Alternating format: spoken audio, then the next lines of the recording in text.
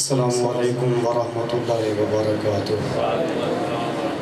اعوذ باللہ من الشیطان الرجیم، بسم اللہ الرحمن الرحیم۔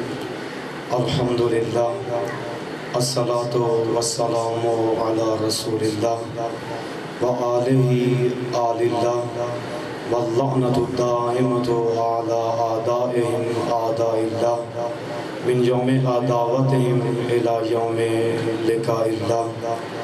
اما بعد فقد فقال حسین بن علی علیہ الصلوۃ والسلام، انی لم اخرج عاشرا ولا باطرا ولا مفسدا ولا ظالما۔ صلوات پڑھیں محمد وآل محمد پر۔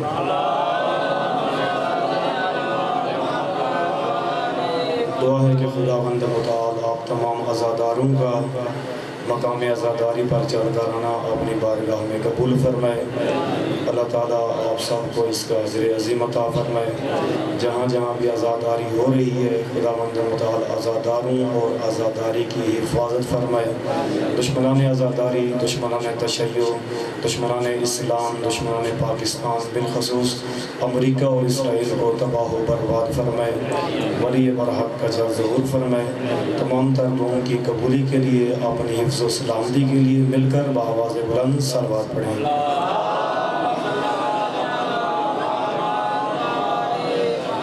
بزرگان گراں قدر، واجب الاحترام، جوانان، دوستان، عزیزان، ایام عزا، ایام سوگ، ایام محرم، کل آپ کی خدمت میں عرض کیا تھا کہ ان ایام کا تقاضا یہی ہے کہ انسان جہاں بھی ہو، جس حال میں بھی ہو، جس جگہ پر ہو، انسان کی حالت سوگ ہونی چاہیے۔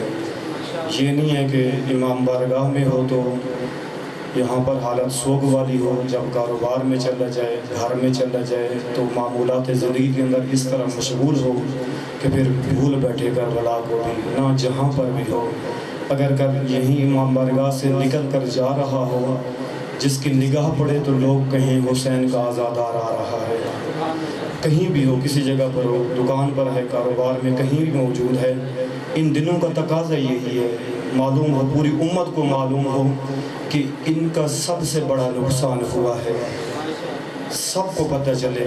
اس لیے ہر جگہ پر انسان کی حالت صرف یہ نہ ہو کہ امام بارگاہ تک محدود رہے انسان اور باہر جائے تو پھر ہر چیز بھول بیٹھے۔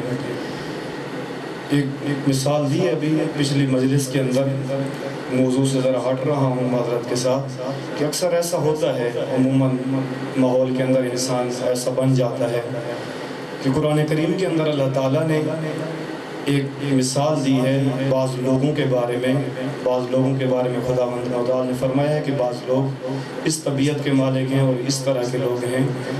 ایک جانور سے اللہ تعالیٰ نے تشبیہ دی ہے انسانوں کو، بعض انسانوں کو، سب کو نہیں، بعض انسانوں کو تشبیہ دی ہے اللہ تعالیٰ نے ایک جانور سے جس کا نام ہے گرگٹ، اور وہ صحراؤں میں ہوتا ہے، پہاڑوں کے اندر ہوتا ہے۔ آپ نے شاید نہ دیکھا ہو، لیکن اس جیسا آپ نے دیکھا ہے، اس کی طرح کا دیکھا ہے۔ یہ چھپکلی جو چڑھی ہوئی ہوتی ہے دیواروں کے اوپر، جس کو آپ سرائکی میں کرڑی کہتے ہیں یا کرلی کہتے ہیں، کرڑی یا کرلی جو کہتے ہیں، یہ چھپکلی اسی کی طرح کا ہوتا ہے جانور گرگٹ۔ ذرا تھوڑا سا اس سے بڑا ہوتا ہے، باقی ہوتا اسی طرح کا ہے، لیکن اس کی ایک خصوصیت ہے کہ وہ کسی کو پکڑ میں نہیں آتا، کوئی اس کو پکڑ ہی نہیں سکتا، پکڑ دیتا ہی نہیں ہے، چونکہ وہ رنگ بدلتا ہے، کوئی اس کو پکڑ نہیں سکتا۔ مثلا یہ کالا کپڑا ہے، اگر وہ کالے کپڑے پر چڑھے گا اس کا رنگ کالا بن جائے گا، اگر وہ اس سبز کپڑے پر جائے گا اس کا رنگ سبز بن جائے گا، پکڑ کوئی نہیں سکتا، وہ ہر رنگ اپنا لیتا ہے۔ زمین پر چلتا ہے تو زمین والا رنگ اوڑھ لیتا ہے، نظر نہیں آتا۔ درخت پر چڑھتا ہے، پتوں والا رنگ اوڑھ لیتا ہے، اب سمجھ نہیں آتی کہ پتے کہاں پر ہیں اور وہ جانور کہاں گیا، اس لیے پکڑ میں نہیں آتا، پکڑ کوئی سکتا ہی نہیں ہے اس کو، چونکہ ہر رنگ اوڑھ لیتا ہے۔ دیوار پر چڑھتا ہے، دیوار والا رنگ، درخت پر چڑھتا ہے، درخت والا رنگ، کپڑے پہ چڑھا ہے، کپڑے والا رنگ، زمین پہ چل رہا ہے، زمین والا رنگ، کوئی سمجھ ہی نہیں سکتا کہ گیا کہاں ہے، دیکھا ہے گیا کہاں ہے، پکڑ کوئی نہیں سکتا۔ اللہ تعالیٰ نے بعض انسانوں کے بارے میں یہی کہا ہے کہ یہ ہر رنگ اوڑھ لیتے ہیں، ہر طرح کے بن جاتے ہیں۔ ان کو کہا ہے کہ ایک رنگ اوڑھنا ہے، رنگ خدائی اوڑھنا ہے، کہ ہر طرح کا رنگ اوڑھ لیں گے، ہر طرح کی شکل بنا لیں گے، جس ماحول میں جائیں گے ویسے بن جائیں گے۔ اگر حسین کا عزادار ہے تو پورا سال عزادار بن کر رہے، یہ نہ ہو کہ پھر ہر رنگ اوڑھ لے، ہر طرح کی شکل اختیار کرے۔ ایسا نہ ہو کہ عزاداری میں آئے، مجلس میں آئے تو سب سے بڑا عزادار ہو، عزاداری سے باہر نکلے، یہاں سے جائے اگر کوئی لڑ رہا ہے تو یہ بھی لڑنا شروع ہو جائے، اگر کوئی کسی کو گالم گلوچ کر رہا ہے تو یہ بھی گالم گلوچ شروع کر دے، اگر کوئی کسی کا گلہ شکوہ کر رہا ہے تو یہ بھی ساتھ بیٹھ کر گلہ شکوہ شروع کر دے، اگر محرم گزر گیا ہے کوئی ڈانس کر رہا ہے تو یہ بھی ساتھ ناچنا شروع کر دے، اگر کوئی کہیں اور کسی محفل کے اندر مصروف ہے تو یہ بھی اس محفل میں رنگ جائے۔ نہ، اس کو کہا کہ اگر تو نے اللہ کا بندہ بننا ہے تو فقط عبد خدا بننا ہے، اگر عزادار بننا ہے تو پورا سال عزادار رہنا ہے۔ یہ نہ ہو کہ ہر طرح کے بنتے جاؤ، محرم میں عزادار بن جائے، محرم کے بعد پھر بھول بیٹھے، مجلس میں عزادار ہو، مجلس کے بعد پھر بھول بیٹھے کہ میں کون ہوں، میری حقیقت کیا ہے۔ ہر جگہ پر، ہر حال میں، ہر مقام پر انسان کی حالت وہی ہونی چاہیے جو ایک ماتمی کی عزادار کی ہوتی ہے۔ بزرگواران، جوانان، عزیزان، سید الشہداء کا قیام یہی تقاضا کرتا ہے کہ ایسے عزادار موجود ہوں، ایسے عزادار ملیں، ایسے باوفا ساتھی ملیں جو لوگوں کو بتائیں، امت کو بتائیں مقصد حسین، پتہ چلے لوگوں کو کیوں گھر چھوڑا، کیوں بیویوں کو ساتھ لیا، کیوں چند افراد کو ساتھ لے کر نکل پڑے، مدینہ ترک کیا، مکہ ترک کیا، کوفہ کی وجہ پھر کربلا جہاں پہنچے، کیوں کوفہ نہیں جا سکے، پہلے نکلے تو کوفہ کے لیے ہیں، کوفہ گئے کیوں نہیں ہیں، پھر کربلا کیوں جا پہنچے، کوفہ والوں نے کیا کردار پیش کیا۔ اس لیے ان کو سمجھنا بہت ضروری ہے اپنے عصر کے لیے، اپنے زمانے کے لیے۔ رات کے وقت جب ولید نے امام کو بلایا دربار کے اندر کہ آپ آئیں، اور بیعت کے لیے بلوایا، پتہ چل گیا تھا امام کو جب اس نے دعوت دی کہ آپ دربار کے اندر آئیں، امام کو معلوم ہو گیا کہ کیوں بلا رہے ہیں، امام کو معلوم تھا کہ اب لگتا ہے کہ امیر شام دنیا سے چلا گیا ہے اور یہ اس کے بیٹے کی بیعت کے لیے بلا رہے ہیں۔ امام بڑے کروفار کے ساتھ، تیاری کے ساتھ دربار گئے، اور دربار کے اندر بیٹھ کر امام نے ہر طرح کی خامی جو یزید کے اندر پائی جاتی تھی گنوا دی۔ امام نے کہا یزید فاسق ہے، یزید فاجر ہے، یزید شارب الخمر ہے، یزید بے گناہ نفوس کا قتل کرتا ہے، یزید مولن بالفسق ہے، علل اعلان گناہ کرتا ہے۔ ہر طرح کی خامی جو بھی یزید کے اندر پائی جاتی تھی امام نے گنوا دی، ولید کے سامنے بیٹھ کر گنوا دی، اپنا تعارف کروایا، یزید کا بھی تعارف کروایا۔ لیکن صبح کے وقت جب امام نکلنے لگے، خروج کرنے لگے، جانے لگے، تو امام علیہ السلام نے ایک عجیب جملہ کہا۔ رات کو ہر طرح کی برائی یزید کی بیان کی کہ یزید برا ہے، یزید فاسق و فاجر ہے، لیکن جب نکلنے لگے امام نے کہا کہ میں امت کی اصلاح کرنے جا رہا ہوں، انما خرجتو لطلب الاصلاح فی امت جدی، اپنے جد کے امت کی اصلاح کرنے جا رہا ہوں۔ یزید کا کہا کہ یزید برا ہے، فاسق یزید ہے، شرابی یزید ہے، فاجر یزید ہے، لیکن جب خروج کرنے لگے کہا امت کی اصلاح کرنے جا رہا ہوں۔ امت کی اصلاح کا کیا مقصود؟ امت نمازیں پڑھ رہی ہے، امت روزہ رسول پر کھڑی ہوئی ہے، امت کلمہ گو ہے، کلمے میں مصروف ہے، امت صوم و صلاۃ کی پابند ہے، امت تمام تر واجبات ادا کر رہی ہے، اور یزید برا ہے۔ خود بھی امام نے کہا یزید برا ہے، فاسق و فاجر ہے۔ ہماری اصلاح میں، ہماری نگاہوں کے اندر اسی کو اصلاح کی ضرورت پڑتی ہے جو برا ہوتا ہے، تاکہ لوگ اس کی اصلاح کریں۔ جو نیک ہوتا ہے اس کو اصلاح کی کیا ضرورت ہے؟ امت نیک ہے، صالح ہے، امت صوم و صلاۃ کی پابند ہے، لیکن جب امام نکلنے لگے کہا امت کی اصلاح کرنے جا رہا ہوں۔ کیوں کہا اگر یہی امت جو صوم و صلاۃ کی پابند ہے، جو نماز و روزہ و حج و زکوٰۃ کی پابند ہے، اگر یہی امت صالح ہوتی تو ایک لحظے کے لیے یزید کو قبول نہ کرتی، ایک لحظے کے لیے بھی ظالم و ستمگر حاکم کو قبول نہ کرتی۔ یہ بتا رہا ہے ان کا ظالم کے ظلم پر خاموش بیٹھنا، ان کا بتا رہا ہے اس کے ستم کے اوپر خاموش رہنا ان کا، اور ان کا زبان نہ کھولنا، یہ بتا رہا ہے کہ اس امت کے اندر بگاڑ ضرور ہے۔ اگر درست ہوتی تو یہ یزیدیت کو قبول نہ کرتی۔ ایک طرف نواسر رسول ہے، ایک طرف बनु उमैया, और इन्होंने बनु उमैया को कबूल कर लिया लेकिन आले अली की विलायत को कबूल नहीं किया। इमाम फरमाते हैं ये बिगाड़ है इनके अंदर, हर चीज़ के पाबंद हैं लेकिन ये नहीं देख रहे कि किसकी विलायत में रह रहे हैं, किसकी हुकूमत में रह रहे हैं, हमारी ज़मान किसके हाथ में है, ये नहीं देख रहे। इस वक्त कौन बैठा हुआ है, हमारे सरों पर कौन है, ये नहीं देख रहे। इसलिए इन लोगों की इस्लाह की ज़रूरत है। कलमा पढ़ लिया है लेकिन कलमे का जो हक अदा करना है वो हक अदा नहीं कर रहे, उस ला को अभी तक समझे नहीं हैं। जो ज़बान से कहा है, जैसे अल्लामा इकबाल के बकौल कि ज़बान से कह भी दिया ला इलाहा तो क्या हासिल, दिलो निगाह जो मुसलमान नहीं तो कुछ भी नहीं। ज़बान से कहते रहे, कलमा पढ़ते रहे, लेकिन इंसान का अगर दिल पाक नहीं है, निगाह पाक नहीं है, तो फिर क्या फ़ायदा उस ला इलाहा का जो ज़बान से कह रहे हैं, खाली पढ़ रहे हैं। वो एक बंदा था बड़ा जोशीला मुसलमान, जज्बाती किस्म का, कि वो समझता था कि मेरे जैसा कोई मुसलमान है भी नहीं। बाज़ ऐसे ही होते हैं कि मैं ही बड़ा मोमिन हूँ या मैं ही बड़ा मुसलमान हूँ, शायद मेरे अलावा कोई और हो। एक जज्बाती मुसलमान था, बड़ा जोशीला। वो घर से बाहर निकला, रास्ते में उसकी मुलाकात हो गई एक ईसाई के साथ। ईसाई से मुलाकात हुई, मुसलमान ने ईसाई को कहा कि आप कलमा सुनाओ। ईसाई ने कहा कि मुझे कलमा नहीं आता। तो मुसलमान ने कहा कि मुझे नहीं पता, आपको आता है या नहीं आता, बस आप कलमा सुनाओ। ईसाई ने कहा भाई बात ये है, कलमा होता है मुसलमानों का, मैं हूँ ईसाई, हमारा तो कलमा है ही नहीं, तो मुझे क्या पता कि कलमा क्या है। ये बड़ा जज्बाती था मुसलमान। कहा तू ऐसे नहीं मानेगा। फ़ौरन ही उसके गिरबान से पकड़ा ईसाई की और उसको गिरा दिया, उसके सीने पे चढ़ बैठा और सीधा ही अपना नाखून उसकी गर्दन पर रखा। कहा कलमा पढ़ो नहीं तो इधर ही आपकी गर्दन दबा दूंगा, कलमा सुनाओ नहीं तो मैं इधर ही मार डालूंगा। ये ईसाई बड़ा परेशान हुआ। कहा ये तो बड़ा जज्बाती बंदा है, ये तो ऐसे नहीं मानेगा, ये ऐसे नहीं छोड़ेगा, इसने तो गर्दन पे हाथ भी रख दिया है, ये तो अभी दबा देगा, मार डालेगा, ये ऐसे सुनने वाला नहीं है, मानने वाला नहीं है, क्या करूं, इससे छुटकारा भी हासिल करूं। बाहर के वास्ते दिए, भाई साहब मुझे कलमा नहीं आता, हमारे मज़हब में कलमा नहीं है, आप मुसलमानों का कलमा है, हमारा कोई कलमा नहीं है, मुझे क्या पता कि कलमा क्या है। इसने कहा मैं नहीं जानता, कलमा सुनाओ नहीं तो मैं गर्दन दबा दूंगा।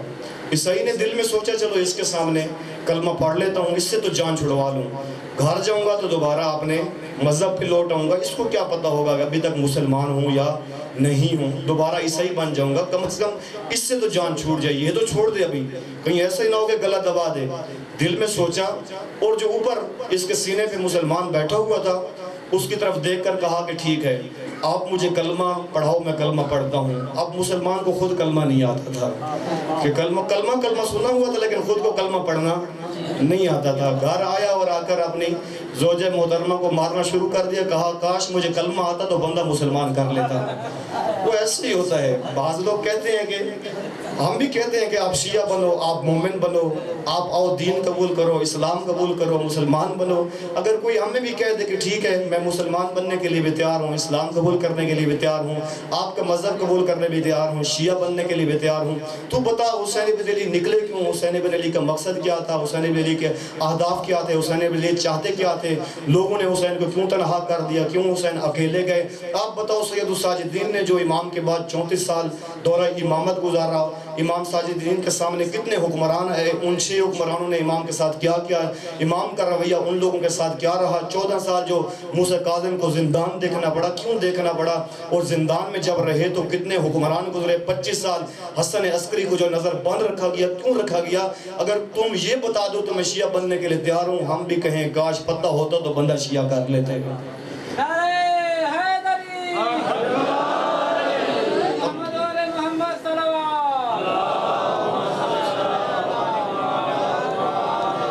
पता होता तो बंदा शिया कर लेते, जानते होते तो, मालूम होता तो। मार्फत ज़रूरी है, समझें इस क़याम को, सैयद शुहदा के क़याम को।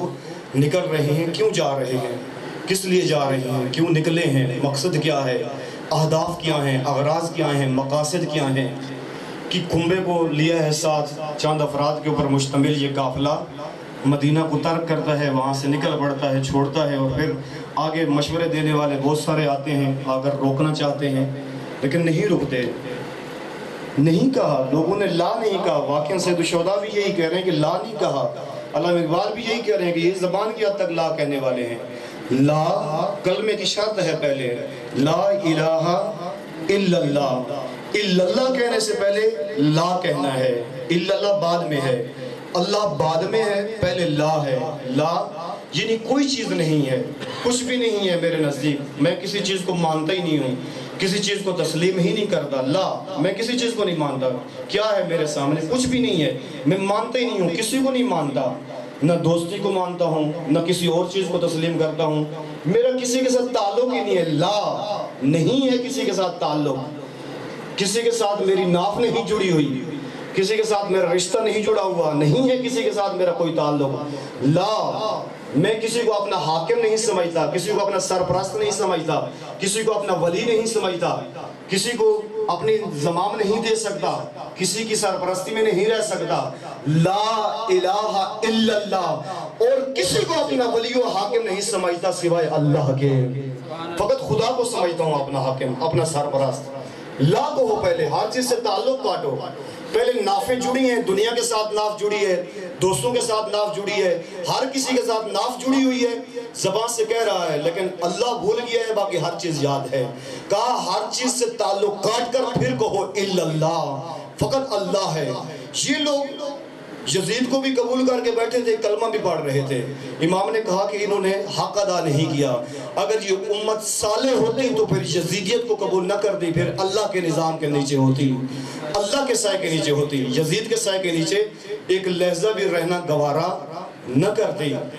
چونکہ یہ بیٹھے ہیں, مطمئن ہیں. آ کر عبداللہ ابن عباس نے امام کو مشورہ دیا, جب امام مکہ چھوڑنے لگے, اور آ کر عبداللہ ابن عباس نے مشورہ دیا امام کو کہ اے ابن عم, آپ اس طرح کریں, آپ مجھے عزیز ہیں, مجھے پیارے ہیں, میں آپ سے بہت محبت کرتا ہوں, والہانہ عقیدت آپ سے رکھتا ہوں.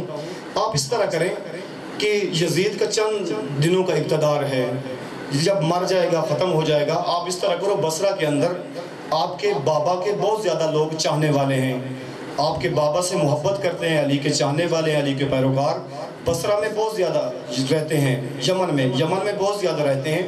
آپ اس طرح کریں کہ آپ یمن چلے جائیں, اور جب یہ یزید مر جائے تو دوبارہ آپ پھر آ جائیں, واپس آ جائیں, نکل آئیں جب یزید دنیا سے گزر جائے. ابھی چونکہ یزید نے اقتدار سنبھالا ہے اور ہر چیز اس کے حق میں ہے, سارے لوگ بھی خاموش ہیں, چپ ہیں, فقط آپ نے تنہا اکیلے آواز اٹھائی ہے. اور سرکردہ افراد, عبداللہ ابن زبیر جیسی شخصیات, عبداللہ ابن عمر جیسی شخصیات, باقی جو بڑے بڑے ہیں سب خاموش ہیں, سب بڑے خاموش ہیں, فقط آپ بول رہے ہیں, فقط آپ نے زبان کھولی ہے. تو ایسے میں آپ کو اس طرح کرنا چاہیے کہ چونکہ مجھے آپ سے محبت ہے اور میں دیکھ رہا ہوں کہ یزید آپ سے بیعت لیے بغیر نہیں چھوڑے گا, اگر آپ نے نہ کی تو وہ آپ کو شہید کرنے سے بھی نہیں ہٹے گا, دریغ نہیں کرے گا. اس لیے مجھے عقیدت ہے آپ سے, آپ یمن چلے جاؤ, وہاں کافی لوگ ہیں آپ کے چاہنے والے, وہاں رہو, جب مر جائیے تو پھر آ جانا. مشورہ دیا امام کو, لیکن امام نے کیا فرمایا؟ امام نے فرمایا یبن الام انی واللہ لعالم انک ناسون مشفقن. اے چچزاد, میں جانتا ہوں تو مجھ سے محبت کرتا ہے, مجھے پتا ہے کہ تجھے مجھ سے پیار ہے, محبت ہے, والہانہ, تو میرا خیر خواہ ہے. اللہ تیرا بھلا کرے جو تو میری خیر خواہی کر رہا ہے اور مجھے مشورے دے رہا ہے اور مجھے کہہ رہا ہے کہ میں ادھر چلا جاؤں, جا کر یمن میں چھپ جاؤں اور بعد میں نکل آؤں. یہ تو محبت کی وجہ سے کہہ رہا ہے, خیر خواہی کی وجہ سے کہہ رہا ہے. لیکن یہ بات واضح ہے اور بالکل موقف میرا کھلا ہوا ہے کہ نہ میں چھپوں گا نہ یمن جاؤں گا. میں کبھی بھی ایک لحظے کے لیے یزید اور یزیدیت کو قبول نہیں کروں گا, چاہے جہاں بھی رہوں. مجھے پتا ہے میں جہاں بھی چلا جاؤں یہ نہیں چھوڑیں گے, چونکہ جہاں بھی رہوں گا میں نے ان کو قبول نہیں کرنا, ان کو بالکل میں قبول کر ہی نہیں سکتا. متضاد ہیں رہیں, اس کی راہ الگ ہے, ہماری راہ الگ ہے.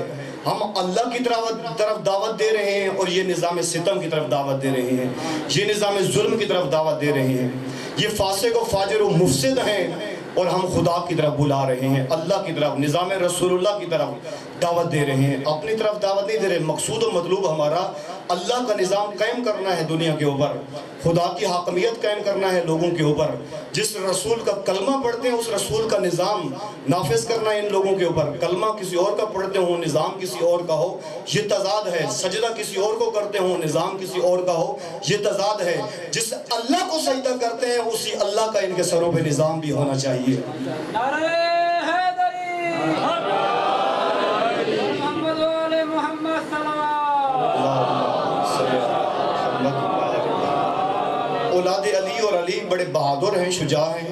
آپ علی علی کا نعرہ لگاتے ہیں، علی کی شجاعت کا اندازہ لگا کر پھر علی کا نعرہ لگایا کریں کہ امیر المومنین کے پاس ایک شخص آیا، صحابی تھا، آ کر کہنے لگا کہ اے مولا کیا وجہ ہے یہ جو بڑے بڑے بہادر ہوتے ہیں، بڑے بڑے شجاع لوگ ہوتے ہیں، میدان کے اندر جاتے ہیں تو وہ بڑا موٹا ہٹا کٹا تازہ گھوڑا چن کر جاتے ہیں، تیز رفتار گھوڑا انتخاب کرتے ہیں، لیکن آپ سب سے بہادر ہیں عرب کے اندر اور مدینہ کے اطراف میں، آپ جیسا بہادر کوئی بھی نہیں ہے اور آپ کے مقابلے میں آنے کے لیے بھی کوئی تیار نہیں ہے، لیکن آپ جب گھوڑے کا انتخاب کرتے ہیں تو بالکل آپ سست رفتار اور کمزور اور ضعیف سا گھوڑا چنتے ہیں، حالانکہ جچتا یہ ہے بہادروں کو اور پہلوانوں کو کہ ان کے پاس ایک ہٹا کٹا موٹا تازہ گھوڑا اور تیز رفتار گھوڑا ہونا چاہیے، چونکہ ان کو زیادہ کام کرنا ہوتا ہے، دشمن کو پکڑ کر مارنا ہوتا ہے، اور خطرہ بن جائے تو پھر دشمن کے چنگل سے آزاد بھی ہونا ہوتا ہے، نکلنا بھی ہوتا ہے، بھاگنا بھی ہوتا ہے، لیکن کیا وجہ ہے آپ ایسا کام نہیں کرتے، آپ ہمیشہ بالکل ایک نئیف مڑیل سا گھوڑا، کمزور سا اور ضعیف سا گھوڑا انتخاب کرتے ہیں، جس میدان میں بھی جانا ہو، آگے دشمن جیسا بھی ہو، اب پھر بھی گھوڑا بالکل ضعیف سا چنتے ہیں، یہ وجہ کیا ہے؟ تو امیر المومنین نے خود اپنے فضائل پڑھے اور جملہ بیان کیا اپنی شجاعت کا، چونکہ بعض علماء بھی کرتے ہیں، ذاکرین اپنے انداز میں کرتے ہیں، لیکن خود امیر المومنین نے بیان کیا، کہا کہ تو کہہ رہا ہے کہ میں موٹا اور ہٹا تازہ اور تیز رفتار گھوڑا کیوں نہیں چنتا اور ضعیف اور کمزور سا گھوڑا کیوں انتخاب کرتا ہوں؟ کہا تیز رفتار گھوڑا اور موٹا گھوڑا تازہ اس کو ضرورت ہوتی ہے جس نے یا تو میدان سے بھاگنا ہو یا دشمن کے پیچھے بھاگنا ہو، لیکن ابو طالب کے بیٹے کے گھوڑے کا فقط ایک کام ہے کہ علی کو یہاں سے اٹھا کر میدان کے اندر پہنچا دینا، جب اسد اللہ شیر خدا ولی اللہ علی ابن ابی طالب میدان کے اندر پہنچ جاتا ہے تو پھر نہ تو دشمن کو بھاگنے دیتا ہے نہ دشمن کے پیچھے بھاگتا ہے۔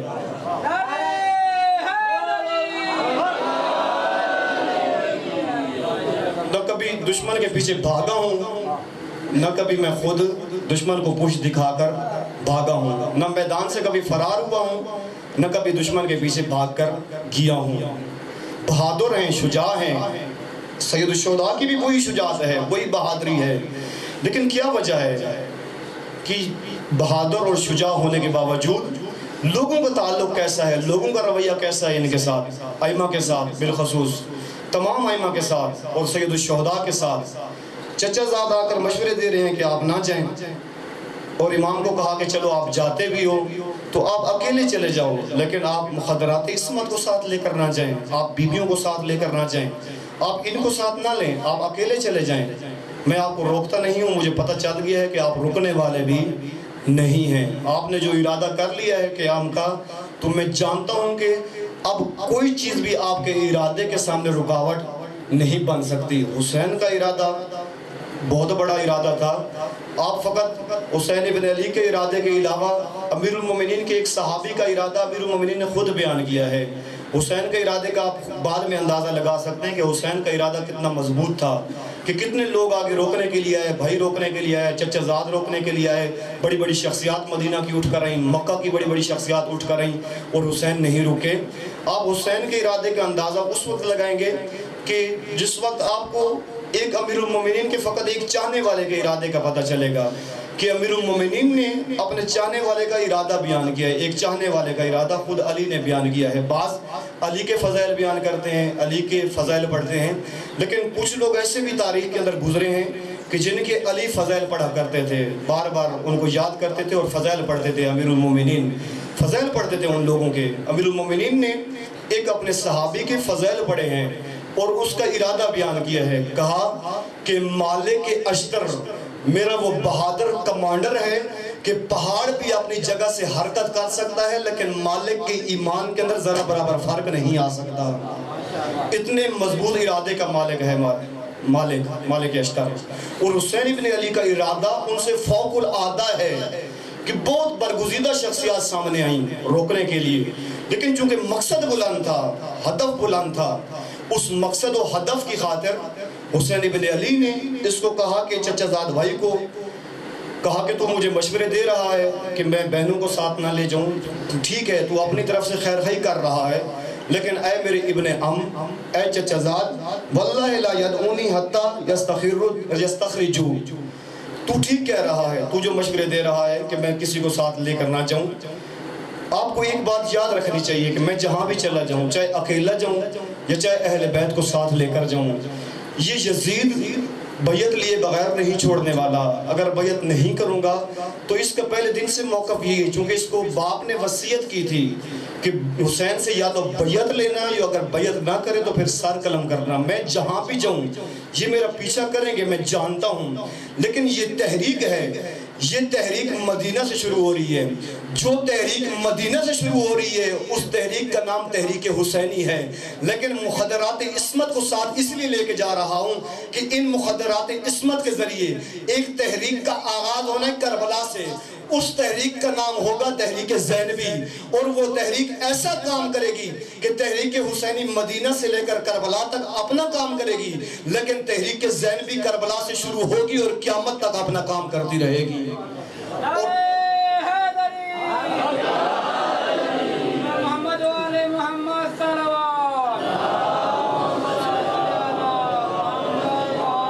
تحریک زینبی کا کام یہی ہوگا کہ ہر عصر کے اندر، ہر دور کے اندر وقت کے یزید کو بے نقاب کرنا، وقت کے یزید کو، وقت کے ظالم کو، وقت کے ستمگر کو۔ جب یزید نے چھپنا چاہا اور چھپ رہا تھا، یہ اس نے آگے بندے رکھے، عمر سعد کو رکھا، حرملہ کو رکھا، شمر کو رکھا، بہت ساروں کو آگے ابن زیاد کو رکھا، پیچھے خود چھپا ہوا تھا اور کہہ بھی رہا تھا میں نے کیا کیا ہے، میں نے کچھ بھی نہیں کیا، جو کچھ کیا ہے اوروں نے کیا ہے، میں نے کچھ نہیں کیا۔ لیکن وہاں پر حسین بن علی کی بصیرت نے کام کیا، جو حسین بن نے اہتمام کیا اور ان افراد کو لے کر نکلے۔ چہ جائے کہ جناب سیدہ جناب زینب سلام اللہ علیہا رسیوں کے ہاتھ اندر ہاتھ پابندے رسن بندھے ہوئے تھے، چہ جائے کہ سروں پہ چادر نہیں تھی، لیکن اس تحریک کا جب آغاز ہوا کربلا سے تو بی بی نے کون سا کام کیا؟ واقعاً یہ یزید چھپ جاتا اور کہا بھی ہے کہ میں نے کچھ بھی نہیں کیا، باقی جو کرتے رہے ہیں کربلا کے اندر اوروں نے کیا ہے، میرا اس کے ساتھ کوئی تعلق نہیں ہے۔ اس وقت بی بی نے خطاب کیا، کہا اے یزید تو چھپنا چاہتا ہے، جب تک زینب زندہ ہے تجھے چھپنے نہیں دے گی، میں تجھے بے نقاب کروں گی۔ اور یزید کے چہرے سے جس ہستی نے نقاب اتارا اس کا نام زینب اولیاء ہے۔ یزید چھپ کر بیٹھا ہوا تھا شام کے اندر، چھپ کر بیٹھ کر سارا کام کروایا۔ وقت کے یزید کو جس نے بے نقاب کیا وہ زینب اولیاء نے بے نقاب کیا، اور زینب کی تحریک نے بے نقاب کیا۔ یہ کام عصر عاشور سے شروع ہوا اور آج تک جاری ہے۔ تحریک زینبی آج تک جاری ہے کہ ہر عصر کے اندر، ہر دور کے اندر وقت کے یزید کو بے نقاب کرو، وقت کے ستمگر کو بے نقاب کرو، مظلوموں کے ناصر بنو اور ظالمین کا چہرہ لوگوں کے سامنے فاش کرو۔ ظالم کے ظلم پہ خاموش نہ بیٹھو۔ آج پوری دنیا کے اندر ظلم ہو رہا ہے، شام کے اندر، سیریا کے اندر، یمن کے اندر، فلسطین کے اندر، کشمیر کے اندر ظلم ہو رہا ہے، ہر جگہ پر ظلم ہو رہا ہے۔ کون کر رہا ہے؟ یہ کسی سے چھپا ڈھکا نہیں ہے، پتہ ہے سب کو کون کر رہا ہے، سب جانتے ہیں کہ کون کروا رہا ہے، اس کے پیچھے کون ہے، لیکن زبان کیوں نہیں کھلتی، بولتا کیوں کوئی نہیں ہے؟ امام فرما رہے ہیں اگر ظالم کے ظلم پر خاموش رہے اور اپنے عصر کے اندر، اپنے دور کے اندر زندہ یزید کو اگر لان نہ کیا تو تمہارا شمار بھی ظالم کے ساتھ ہوگا۔ زندہ یزید کو اگر لان نہ کیا، 1400 سال گزر گئے ہیں، مردہ یزید کو لعنت کرتے ہیں، کرنی چاہیے اس کو، چونکہ لعنتی ہے یزید، ملعون ہے یزید، اس جیسا لعنتی کوئی نہیں گزرا روئے زمین سے، لعنتی ہے یزید۔ یزیدیت مردہ باد ہے مردہ باد یزیدیت، اس میں کوئی شک نہیں ہے، یزیدیت ہے ہی مردہ باد، ملعون ہے یزید، لعنتی ہے یزید۔ لیکن یزید کو لعنتی کہنے کے ساتھ ساتھ اپنے عصر میں دیکھیں کہ اس وقت کون ہے یزید، اس مردہ یزید کو لعن کرنے کے ساتھ ساتھ آج زندہ یزید پر لعنت بھیجنا ضروری ہے۔ حسینیت زندہ باد، حسینیت زندہ باد، حسینیت زندہ باد، یزیدیت زندہ باد، یزیدیت زندہ باد، محمد والے محمد جمی دشمن تیلان، محمد والے محمد صلوات۔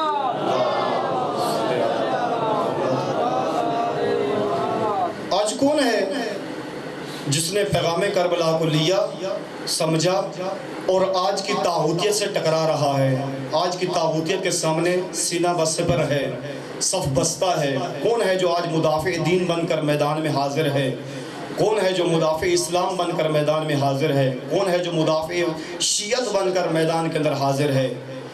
آج اس کو پہچاننا بھی ضروری ہے، اور آج جو اس کے مد مقابل ہیں ان کو پہچاننا بھی بہت ضروری ہے کہ آج کون ہے جو اسلام کو نقصان دے رہے ہیں، آج کون ہے جو شیعت کو نقصان دے رہے ہیں، آج کون ہے جو شیعت کے لبادے میں آ کر شیعت کو نقصان دے رہے ہیں، آج کون ہے جو دین کو نقصان پہنچا رہے ہیں۔ اس لیے کربلا یہ تقاضا کرتی ہے کہ آپ ان کرداروں کو پڑھ کر پھر اپنے عصر کے اندر ایسے کرداروں کو ڈھونڈیں کہ جو آج کے ظلم پر خاموش بیٹھے ہیں، جو آج کے ستم پر خاموش بیٹھے ہیں، جو آج لا تعلق ہو کر بیٹھے ہیں۔ لا تعلق لوگوں نے بڑا نقصان پہنچایا ہے دین کو، اور سب سے زیادہ جو لا تعلق لوگوں نے نقصان پہنچایا ہے وہ امامت کو نقصان پہنچایا ہے۔ لا تعلق لوگوں نے، لا تعلق لوگ جن کا کوئی تعلق نہیں ہے امامت کے ساتھ، فقط نام کی حد تک ہیں، باقی نہ امامت کے دکھ سمجھتے ہیں، نہ امامت کے درد سمجھتے ہیں، نہ امامت کے غم سمجھتے ہیں، نہ ائمہ کی خوشیاں سمجھتے ہیں، کچھ بھی نہیں سمجھتے، نہ ائمہ کی تکالیف سمجھتے ہیں۔ رہ رہے ہیں 14 سال ایک امام زندان کے اندر رہے، اور آخر میں یہ ہوا کہ 4 مزدوروں کو بلایا گیا اس کا جنازہ اٹھانے کے لیے۔ کہاں گئے تھے لوگ؟ کدھر گئے تھے لوگ؟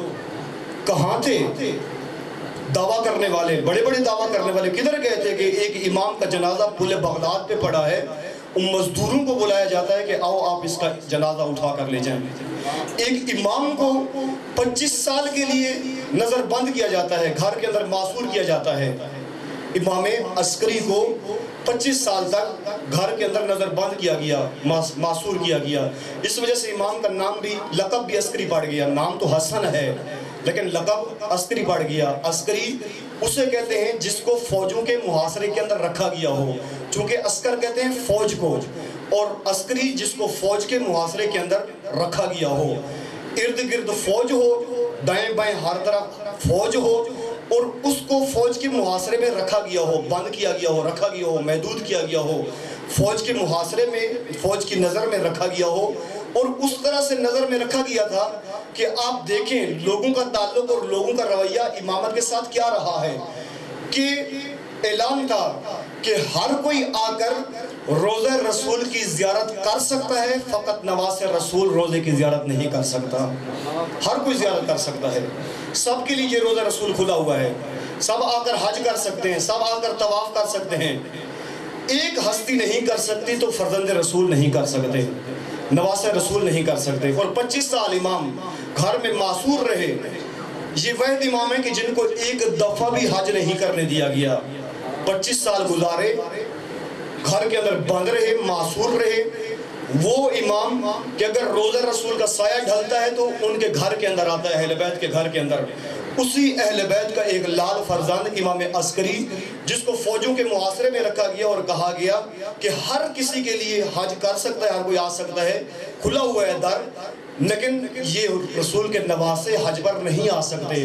اور لوگ آتے تھے، حج کر کے چلے جاتے تھے، کوئی یہ نہیں پوچھتا تھا کہ اس نواسے رسول کا قصور کیا ہے کہ آپ ان کو حج نہیں کرنے دے رہے، آپ ان کو روضہ رسول کی زیارت نہیں کرنے دے رہے۔ لوگ لا تعلق، بالکل کوئی پوچھتا ہی نہیں ہے، ٹھیک ہے اگر وہ بند ہیں تو بند رہیں، اگر گھر میں محدود ہیں تو محدود رہیں، ہم تو حج کر رہے ہیں، ہم تو طواف کر رہے ہیں۔ ثواب بٹورنے کے چکروں میں ہر کوئی لگا ہوا ہے کہ مجھے ثواب ملے، میں آگے بڑھوں، میں ثواب لے لوں۔ کوئی یہ نہیں دیکھتا کہ وقت کا امام ان کے شکنجے کے اندر ہے، کوئی اس کے لیے آواز نہیں اٹھاتا، کوئی پوچھتا نہیں ہے کہ ان کا قصور کیا ہے، کوئی زبان کھولنے کے لیے تیار نہیں ہے۔ وہ ایسا ہی ہوا، تمام ائمہ کے ساتھ ایسا ہوا، نہیں ملے جو چاہیے تھے۔ یہ کوفی ان لوگوں نے بھی یہی کیا، خط لکھے، کہا کہ جلدی ہے یہ ابن زہرا، اگر آپ نہیں آئیں گے تو پھر ہم جا کر جناب سیدہ سے شکایت کریں گے کہ آپ کے لال کو بلایا تھا لیکن فرزند زہرا آئے نہیں ہیں۔ بلایا ہے ہم نے، الاجل ابن زہرا کہا ہے لیکن حسین نہیں ہے، ہم نے آمادہ تھے، ہم بلا رہے تھے لیکن حسین نہیں آ رہے تھے، حسین ابن علی نہیں ہے ہماری آواز پر۔ بلایا ان لوگوں نے، تنہا کر دیا، چھوڑ دیا۔ وہ آغا تقی بہجت رحمت اللہ علیہ، رضوان اللہ تعالی علیہ، وہ فرماتے ہیں ایک شخص نے ان کو کہا کہ آغا آپ میرے لیے دعا کریں کہ میں اپنے وقت کے امام کو دیکھ لوں، تاکہ مجھے پتہ چل جائے، میں اپنے امام کو دیکھ لوں. میری یہی حسرت ہے، اور کوئی حسرت نہیں ہے. میرے پاس سب کچھ ہے، مال ہے، متاع ہے، سب کچھ ہے، جو کچھ اللہ کا دیا ہوا ہے بہت کچھ ہے. لیکن ایک حسرت میری ہے، وہ یہ حسرت ہے کہ میں اپنے مولا کو دیکھ لوں، زیارت کر سکوں. آپ میرے لیے یہ دعا کریں. آپ نورانی ہستی ہیں، آپ پاکیزہ ہستی ہیں، آپ مرجع ہیں بہت بڑے، باتقویٰ بھی ہیں. آپ یہ دعا کریں میرے لیے کہ میں اپنے واقعی امام کو دیکھ لوں. تو آغا تقی بہجت رحمت اللہ علیہ فرمانے لگے کہ یہ دعا ٹھیک نہیں ہے، یہ دعا درست نہیں ہے. تو وہ بندہ کہنے لگا کہ اس سے بڑی دعا کون سی ہو سکتی ہے؟ مجھے تو سب سے اچھی دعا یہی لگتی ہے کہ آپ میرے لیے یہی دعا کر دو کہ میں اپنے واقعی امام کو دیکھ لوں. تو انہوں نے کہا نہیں، یہ دعا ٹھیک نہیں ہے. اتنا کہنا کہ اپنے واقعی امام کو دیکھ لوں، یہیں پر اکتفا کرنا یہ دعا کافی نہیں ہے. کہا آغا اس سے بڑی دعا کون سی ہو سکتی ہے؟ اور تو بہت کچھ پڑا ہوا ہے، اور کیا کہوں آپ کو؟ اولاد ہے میرے پاس، مال ہے میرے پاس، اللہ کا دیا ہوا سب کچھ ہے. فقط یہی خواہش ہے میری حسرت کہ امام کو ایک دفعہ دیکھ لوں، بس یہی چاہتا ہوں. تو کہا یہ دعا ٹھیک نہیں ہے. فقط اتنا کہنا ٹھیک نہیں ہے کہ امام کو دیکھ لوں، بلکہ امام کو پہچاننا بھی ضروری ہے. اے عبد خدا، امام کو دیکھا تو انہوں نے بھی تھا جنہوں نے امام کا راستہ کربلا میں روکا تھا. دیکھا ہے لیکن پہچانا نہیں ہے. امام کا راستہ جنہوں نے روکا، اور امام کو دیکھا تو انہوں نے بھی ہے جنہوں نے امام کو شہید کیا ہے. دیکھا ہے لیکن پہچانا نہیں ہے. تم یہ کہو کہ امام کو دیکھ بھی لوں اور پھر پہچان بھی لوں، پھر معرفت بھی ہو مجھے امام کی، جان بھی لوں امام کو. دیکھا تو سب نے ہے. جو کوفی تھے جنہوں نے بلایا تھا، کیا انہوں نے نہیں دیکھا امام کو؟ کہ انہوں نے اپنی نگاہوں سے امام کی زیارت نہیں کی؟ جنہوں نے راستہ روکا امام کا، کیا انہوں نے اپنی نگاہوں سے امام کو نہیں دیکھا؟ جو آئے تھے کربلا کے اندر مقابلہ کرنے کے لیے، حسین کی جان لینے کے لیے، کیا انہوں نے اپنی آنکھوں سے نواسے رسول کو نہیں دیکھا؟ دیکھا ہے لیکن اس ہستی کو پہچانا نہیں ہے. کہ ہمارا فریضہ کیا بنتا ہے ان کے مطابق؟ حسین ابن علی کے لیے ہمیں کیا کرنا چاہیے؟ ساتھ نہیں دیا. بہت سارے لوگوں نے مشورے دیے حسین کو کہ اے حسین آپ نہ جائیں. عبداللہ ابن عباس، عبداللہ ابن زبیر کہا ہے عبداللہ ابن عباس آپ خیر خواہ ہیں، آپ مشورہ دے رہے ہیں، آپ کا مشورہ درست ہے، آپ کی خیر خواہی اچھی ہے، میں آپ کی قدر کرتا ہوں کہ آپ میرے خیر خواہ ہیں، لیکن جانا میرا بہت ضروری ہے. جس راہ کا میں نے انتخاب کیا ہے کہ طاغوتیت سے ٹکرانا، یہ میرے خون کے اندر شامل ہے. نہ تو میرے نانا نے آل سفیان کو قبول کیا، نہ میرے بابا نے امیر شام کو قبول کیا، تو پھر میں کیسے یزیدیت کو قبول کر سکتا ہوں؟ میں کیسے قبول کر سکتا ہوں یزیدیت کو؟ میں کیسے خاموش بیٹھ سکتا ہوں؟ میں کیسے چپ رہ سکتا ہوں؟ نہیں رہ سکتا چپ، نہیں خاموش بیٹھ سکتا. اس لیے اس طاغوت سے ٹکرانا لازم ہے میرے لیے. کوئی بھی نہ آئے، اکیلا جانا پڑا اکیلا جاؤں گا. آپ ٹھیک ہے خیر خانہ کہہ رہے ہیں، اگر آپ نہیں آتے نہ آئیں، میں جاؤں گا. رکنے والا نہیں ہوں. جو سفر کا ارادہ کر چکا ہوں، جس چیز کے لیے اٹھ پڑا ہوں، اب میں پیچھے ہٹنے والا نہیں ہوں. آزاداری انسان کے اندر، یہی مقصد کربلا یہی ہے کہ اپنے وقت کے ظالم کو پہچان کر اس کے اوپر لان کرو اور اپنے وقت کے مظلوم کے ناصر و مددگار بنو. حسین ابن علی مظلوموں کے لیے اٹھ کھڑے ہوئے. حسین ابن علی جو ظلم کی چکیوں کے اندر پس رہے تھے ان کے لیے اٹھ کھڑے ہوئے. حسین ابن علی وقت کے ظالم کے خلاف اٹھ کھڑے ہوئے. حسین نے وقت کے ظالم کے خلاف قیام کیا، وقت کے طاغوت کے خلاف قیام کیا. کہا کوئی نہ آئے نہ آئے، میں قیام کروں گا. میں ظلم پر چپ نہیں رہ سکتا، میں ظلم پر خاموش نہیں رہ سکتا. ساری دنیا ظلم کو سہ لے لیکن میں کبھی بھی ظلم سہنے والا نہیں ہوں، اور ظالم کو کبھی ظلم کرنے کی اجازت نہیں دے سکتا. نہیں دی اجازت، اور نہیں رہے چپ، خاموش نہیں رہے. اے بزرگواران، اے جوانان، اے عزیزان، عزا سے لیں درس غیرت لیں، عزا سے درس جرت لیں. جو عزا دے رہی ہے پیغام وہ عزا سے لیں. عزا عزت کا پیغام دے رہی ہے، عزا شرف و کرامت کا پیغام دے رہی ہے، عزا سربلندی و سرفرازی کا پیغام دے رہی ہے.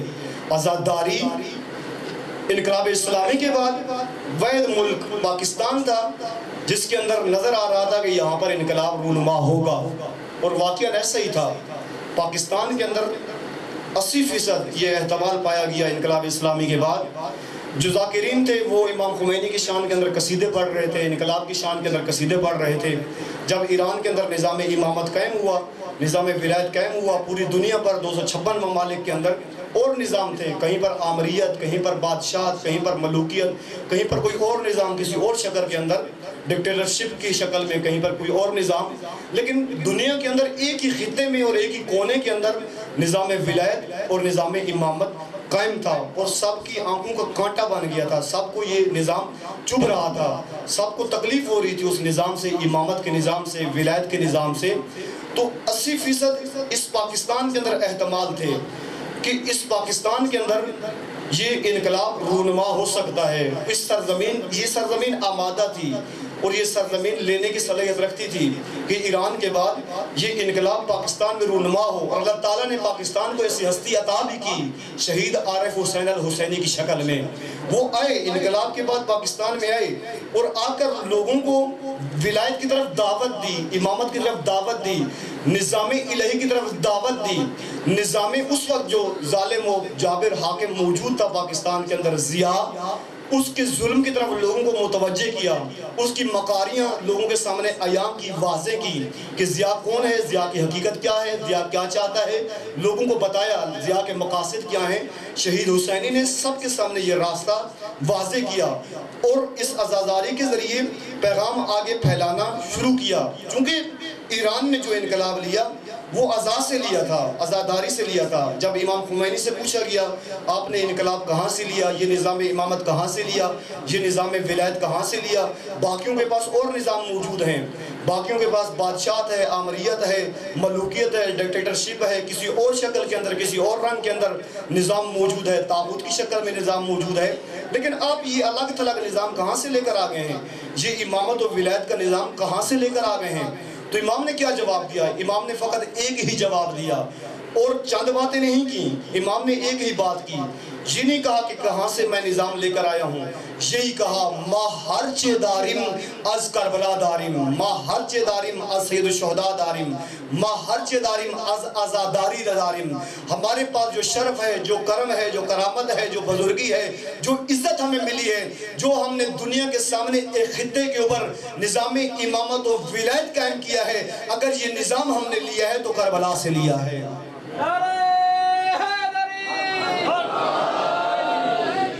محمد والے محمد صلوات۔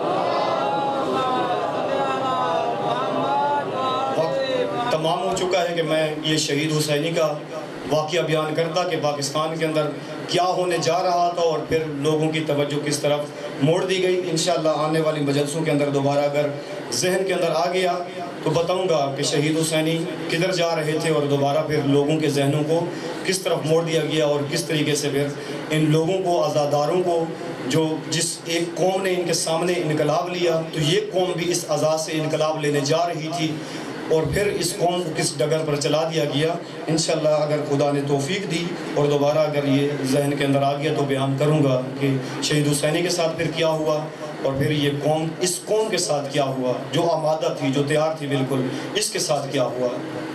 بزرگواران، جوانان، عزیزان، کربلا عزت کا درس دیتی ہے، کربلا شرافت و بزرگی کا درس دیتی ہے، کربلا کرامت کا درس دیتی ہے، کربلا سر اٹھا کر جینے کا درس دیتی ہے، کربلا مظلوموں کا ناصر بننے کا درس دیتی ہے، کربلا ظالم کو ظالم کہنے کا درس دیتی ہے۔ امیر المومنین علی بن ابی طالب کی حکومت تھی کوفہ کے اندر، جس وقت حاکم تھے کوفہ میں۔ میں چند جملے مسائب کے کہوں گا، تیاری آپ ذاکر صاحب سے سنتے رہے ہیں، میں فقط عبادت کی خاطر مسائب کہ چند جملے کہوں گا تاکہ عبادت ہو جائے سب کی، کہ امیر المومنین کی حکومت کوفہ کے اندر کہا کہ اے حسن بیٹا، اے حسین بیٹا، اے عباس، میں چاہتا ہوں کہ آپ مدینہ چلے جاؤ اور مدینہ میں جا کر پھر میری بیٹیوں کو کوفہ کے اندر لے کر آؤ، لیکن اے بیٹا میری چند وصیتیں ہیں، ان وصیتوں کو یاد رکھنا۔ اے بیٹا سفر رات کا کرنا، دن کا نہیں کرنا، چونکہ میری غیرت گوارہ نہیں کرتی کہ کسی نامحرم کی نگاہ میری بیٹیوں کے قد کے اوپر پڑ جائے۔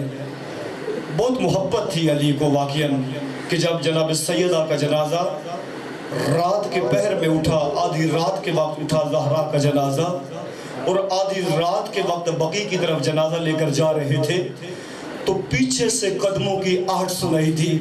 तो अमीरुल मोमिनीन फरमाते हैं, अय हसन बेटा जल्दी जाओ, जो पीछे से आ रहा है उस आदमी को जाकर खबर करो कि खबरदार आगे नहीं आना, चूंकि आगे कायनात की बहुत बड़ी पर्दादार का जनाजा जा रहा है। जब हसन मौला आते हैं क्या देखते हैं कि चंद साला बहना ज़ैनब है जो माँ के जनाजे के पीछे पीछे चलती हुई आ रही है। जब आकर बताया कि पापा कोई और नहीं है, बहना ज़ैनब आ रही है, तो कहा, ए हसन बेटा जल्दी करो, अपनी बहना को घर में लेकर जाओ, मुझे अली की गैरत का वारा नहीं करती कि किसी नामारम की निगाह मेरी बेटी के कद के ऊपर पड़ जाए। अय अली आप पर क्या गुजरी होगी, 11 की रात आप पर क्या गुजरी होगी, अय अली 11 के दिन आप पर क्या गुजरी होगी, जब बीबी के सर के बाल खुले थे, हाथ पाबंदे रसन बंधे थे, और बीबी कह रही थी वाह हिजाबा, अय अली आप पर क्या गुजरी होगी।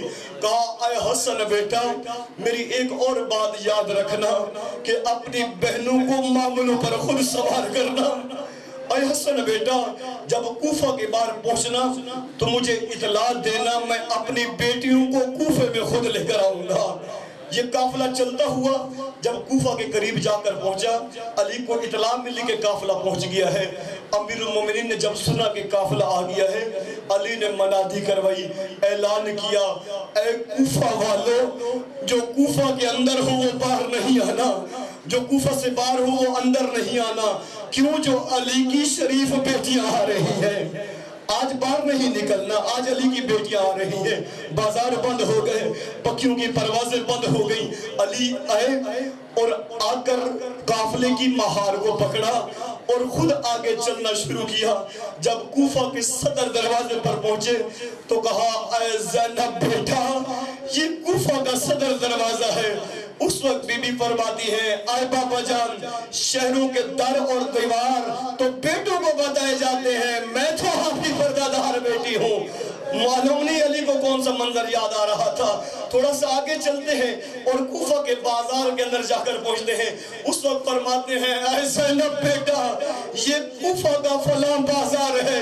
उस वक्त बीवी फरमाती है, ऐ बाबा जान शहरों के बाजार और गलियां तो बेटों को बताए जाते हैं, मैं तो आपकी पर्दादार बेटी हूँ। चलते चलते एक तंग गली के अंदर जहाँ पहुंचे और कहा, ऐ ज़ैनब बेटा ये कूफा की बहुत तंग गली है, कभी कभार जब रश बढ़ जाए शरीफों को गुजरने की मोहलत नहीं मिलती। उस वक्त बीबी रो कर पूछती है, अरे बाबा जान शहरों की गलियां तो बेटों को बताई जाती हैं, मैं तो आपकी पर्दादार बेटी हूँ। कहा, हो सकता है बेटा कभी मेरे बाद आपको आना पड़ जाए, कभी ऐसा मंजर पेश आ जाए। कहा, बाबा अगर आप नहीं होंगे भैया हसन मौजूद होंगे, भैया हुसैन मौजूद होंगे, जिसके पास अब्बास जैसा भाई मौजूद हो, बाबा उसको क्या मुश्किल पेश आएगी। कहा, हो सकता है बेटा भाई साथ ना हो, साथ भाइयों के कातिल मौजूद हो। सफर करना शुरू किया, आते हैं आप पहुंचते हैं, अली के घर में काफिला आप पहुंचता है। अली फरमाते हैं, ऐलान करो, मनादी करो कि तमाम कूफा की औरतें अली के घर के अंदर आ जाएं। कूफा की औरतें अली के घर की तरफ आती हैं, अली के घर में पहुंचती हैं। अली रात के वक्त में चिराग जलाते हैं और वहां आकर चिराग रखते हैं जहां ज़ैनब उलिया बैठी हुई थी। ज़ैनब उलिया के पास आकर चिराग रखा। जब ज़ैनब उलिया का चेहरा रोशन हुआ तो इमाम ने खिताब किया, ऐ कूफा की औरतों पहचान लो, ये मुझे अली की बड़ी बेटी ज़ैनब है। एक दिन तुम्हारे शहर में मेहमान बनकर आएगी और इसके भाई मारे जाएंगे, इसके सर पे चादर नहीं होगी और रो के कह रही होगी, वाह हिजाबा वालिया मौलाना वसियालमुल्लाज़िना अय्यमुल कालिबिन यनकालिबून। परवरदिगार आइए हमारी कलील सी इबादत अपनी बारगाह में कबूल फरमा, करीम अल्लाह आज़ादारों की दिली हाजात पूरी फरमा। جہاں جہاں بھی عزاداری ہو رہی ہے عزاداروں اور عزاداری کی حفاظت فرما، دشمنان عزاداری، دشمنان تشیع، دشمنان پاکستان بالخصوص امریکہ و اسرائیل کو تباہ و برباد فرما۔ کریم اللہ رہبر معظم سید علی خامنئی و عزت تشیع سید حسن نصر اللہ علماء حقہ مراجع و عظام کا سایہ دراز فرما۔ کریم اللہ محمد و آل محمد کی عزت و عظمت کا واسطہ ہم سب کی یہ دعائیں اپنی بارگاہ میں مستجاب فرما۔ تمام تر دعاؤں کی قبولی کے لیے بآواز بلند صلوات۔